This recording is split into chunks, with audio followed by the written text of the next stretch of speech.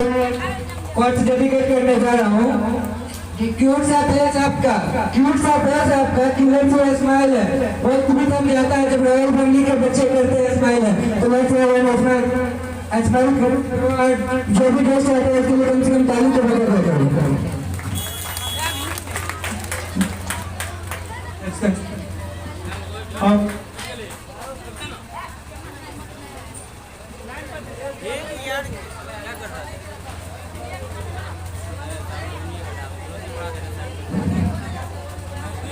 अब हम कार्यक्रम के अगले रूम में जो जेके पब्लिक स्कूल के सर हैं आर.के. रंजन सर, मैं उन्हें आग्रह करूंगा कि अपने बातों से बच्चों को कुछ संतुष्टि दें और कुछ चंद शब्द से हम लोग को भी खुशी दें। आइए सर। हमारे फैमिली के जितने भी बच्चे अनुभव कर रहे हैं, कोई भी गेस्ट आते हैं तो सरकारी से स्वागत करें। जूनियर बच्चों के लिए कितना छोटे आप लोग बहुत सीखे। परम सम्माननीय मंच पर उपस्थित तमाम अतिथिगण, दूर दूर से आए हुए अभिभावकगण, अपने इस स्कूल फैमिली के अन्य सभी शिक्षकगण और मेरे प्यारे विद्यार्थियों, आप सबको 5 सितंबर 2022 का हार्दिक अभिनंदन और ढेर सारे शुभकामनाएं। साथियों जैसा कि हम जानते हैं कि आज 5 सितंबर है और प्रत्येक वर्ष आज के दिन सभी छात्र एवं छात्राएं एकत्रित होकर अपने अपने गुरुजनों के जो भी प्यार एवं आभार व्यक्त करते हैं और आशीर्वाद लेते हैं। लेकिन ये अवसर हमें सदियों से नहीं मिला हुआ है। ये मौका हमें एक विद्वान लेखक, महान शिक्षाविद और एक आदर्श दार्शनिक के जन्म ने दिया है।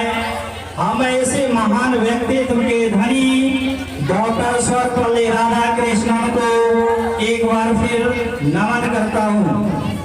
साथियों, डॉक्टर सर्वपल्ली राधाकृष्णन जिनके जन्म दिवस के रूप में हम सभी शिक्षक दिवस मनाते हैं, वो हम सभी शिक्षक गणों के लिए और एक प्रेरणा स्रोत और उन बच्चों के लिए एक उम्मीद है जो ये सोचते हैं कि हम अपने जीवन में कुछ नहीं कर सकते हैं।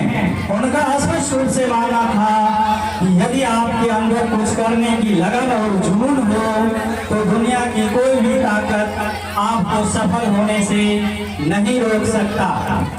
साथियों, एक साधारण सी गांव तिरुमनी, नाम आप सबों ने शायद सुना होगा, तमिलनाडु और हैदराबाद के निकट, सीमा के निकट एक छोटा सा गांव है। मैं 5 सितंबर 1888 ईस्वी को जन्म लेकर के भारत के सर्वोच्च पद राष्ट्रपति तक का सफर तय करना आजकल के उन बच्चों के लिए एक नसीहत है जो क्लास में 5 मिनट के लिए पंखे बंद होने पर पढ़ना बंद कर देते हैं।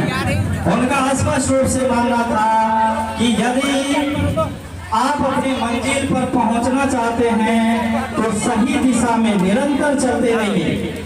यदि आगे सड़कें टूटी हैं तो उससे पहले आप टूटी सड़कों पर चलना सीख लें। यदि आगे समंदर है तो पहले नदियों में तैरना सीख लें, लेकिन अपने पग को तब तक मत रोको जब तक कि अपने मंजिल पर नहीं पहुंच जाते। साथियों, इसे उन्होंने सार्थक करके भी दिखाया। जब उन्हें लगा कि मैं अपने गांव में रहकर ज्यादा कुछ नहीं कर सकता, तो पास के ही एक धार्मिक स्थल तिरुमनी गांव के निकट तिरुपति नामक स्थान पर था, जहां के उनके पिता पुजारी हुआ करते थे। वहां रहकर उन्होंने पढ़ाई शुरू की। चूंकि पिता पुजारी थे, इसलिए वहां के पुजारियों से जो कुछ भी खाने को मिल जाता था उसी को खा लेते थे और हर दिन स्टडी करते थे वहीं मंदिर में बैठ करके। साथियों, उनके पिता सर्वपल्ली वीरास्वामी गरीब जरूर थे, परंतु अपने समय में एक विद्वान ब्राह्मण हुआ करते थे। इसलिए आगे चल करके जब उन्हें लगा कि मेरा बेटा यहाँ रहकर ज्यादा कुछ नहीं कर सकता, तो उन्होंने पास के ही एक लूथर मिशन नामक स्कूल में उनका नामांकन कराया और वहीं से इनकी वास्तविक शिक्षा प्रारंभ हुई। साथियों, यहीं से डॉक्टर सर्वपल्ली राधाकृष्णन की वास्तविक शिक्षा आरंभ हुई। वो इतने संघर्षशील और मेधावी थे कि अपने जीवन में जब तक जहां भी पढ़े हमेशा उन्होंने छात्रवृत्ति स्कॉलरशिप प्राप्त करता रहा। आगे चल के उन्होंने जिस यूनिवर्सिटी में कभी पढ़ा करते थे उस यूनिवर्सिटी के कुलपति बने और उस समय में भारत के तरफ से सोवियत संघ में नेहरू जी के कहने पर राजदूत रहे और 13 मई 1962 ईस्वी को भारत के द्वितीय राष्ट्रपति के रूप में शपथ लेकर एक बार फिर दुनिया को बताया कि यदि आपके संघर्ष सत्य एवं सही दिशा में है तो आपको सफल होने से दुनिया की कोई भी ताकत नहीं रोक सकता है। साथियों,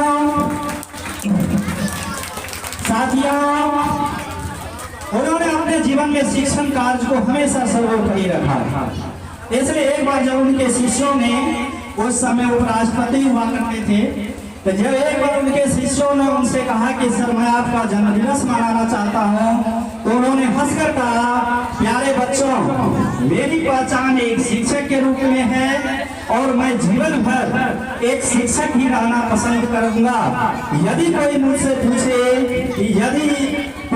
पूछे कि आप कौन हैं, तो मैं एक शिक्षक आना पसंद करूंगा, ना कि भारत के राष्ट्रपति या सोवियत संघ में भारत के राजदूत। इसलिए मैं चाहता हूं कि आज के दिन मेरे जन्म दिवस के रूप में ना मनाकर शिक्षक दिवस के रूप में मनाया जाए तो मुझे अति प्रसन्नता होगी। और उसी दिन से हम सभी शिक्षक दिवस प्रत्येक वर्ष 5 सितंबर के दिन मनाते आए हैं।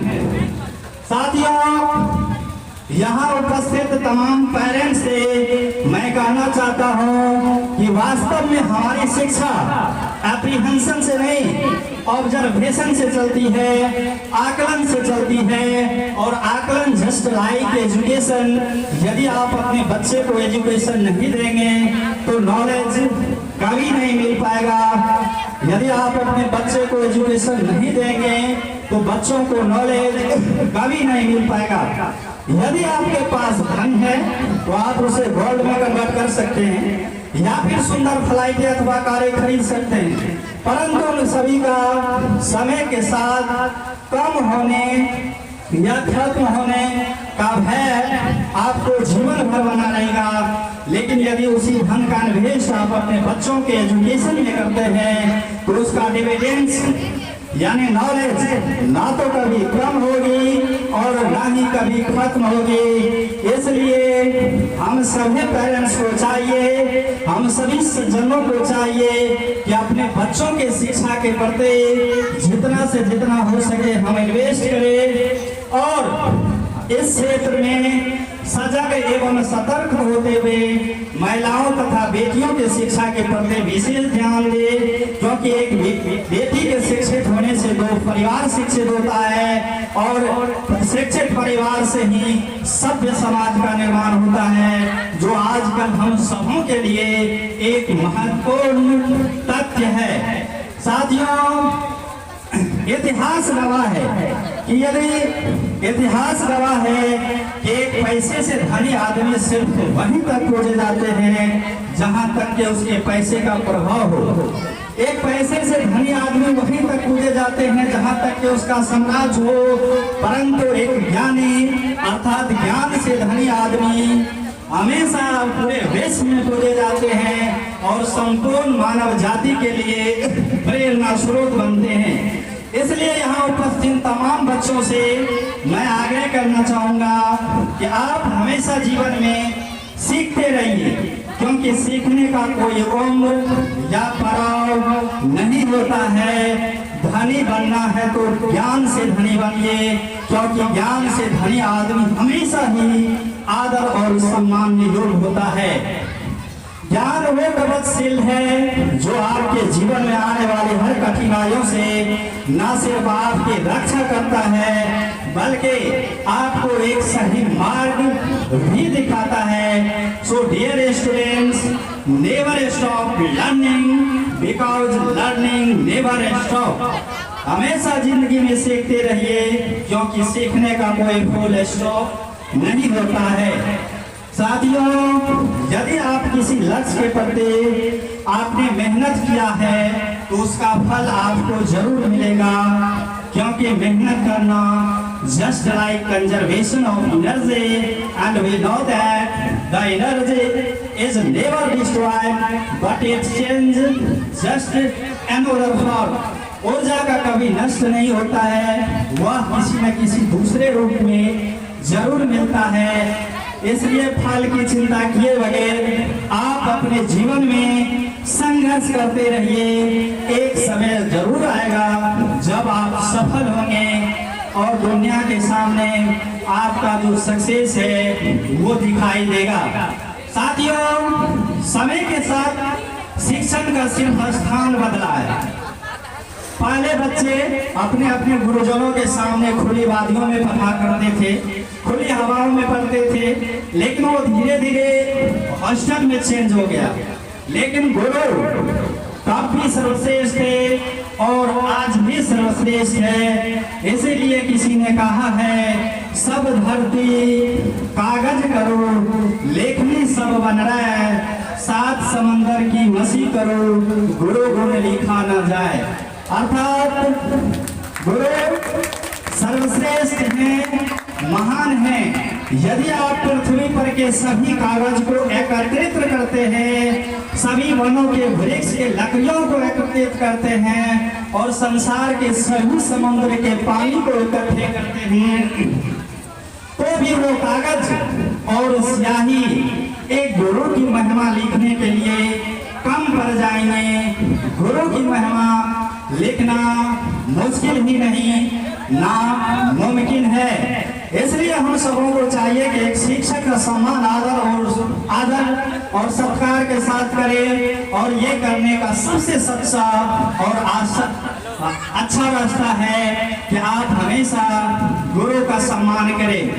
क्योंकि हमें जीवन में अपने माँ पिता से जिंदगी तो जरूर मिल जाती है, परंतु उस जिंदगी को जीना कैसे है, ये एक शिक्षक से बेहतर और कोई नहीं बता सकता है। इसलिए किसी कवि ने कहा है, गुरुर् ब्रह्मा गुरुर् विष्णु गुरुर्देवो महेश्वरा गुरुर् साक्षात् परब्रह्म तस्मै श्री गुरुवे नमः।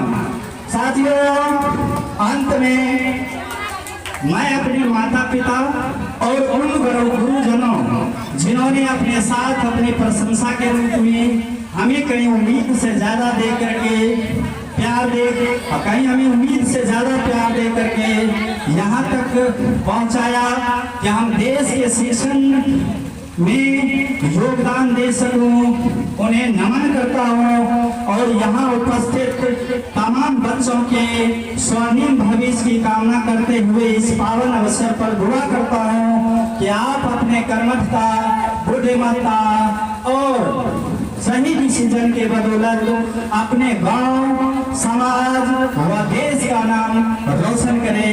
धन्यवाद। Thank you, sir. Now I welcome to your presentation.